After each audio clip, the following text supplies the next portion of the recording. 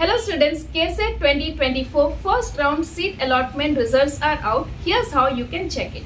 First, you have to go to the KEA official website, then go to the admission section. Under that, go to the UGCET 2024 section. Under that, click on the first link, that is UGCET 2024 first round seat allotment result link. Okay.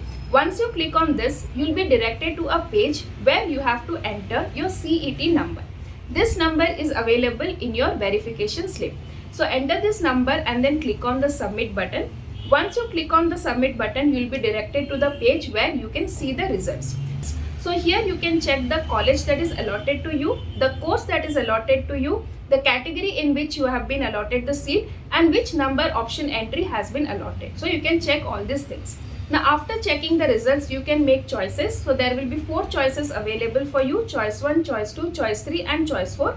And this decision you have to take between the stipulated time, that is 11 am 31st August till 3rd September 11:59 pm. So if you want to know more about these choices, a detailed video we have made in our channel. The link of that video will be there in the description section. So please go there and understand each choices before making your decision. The direct link to check the results will also be there in the description section. So you can go there, click on the link and then enter your CET number and check your results.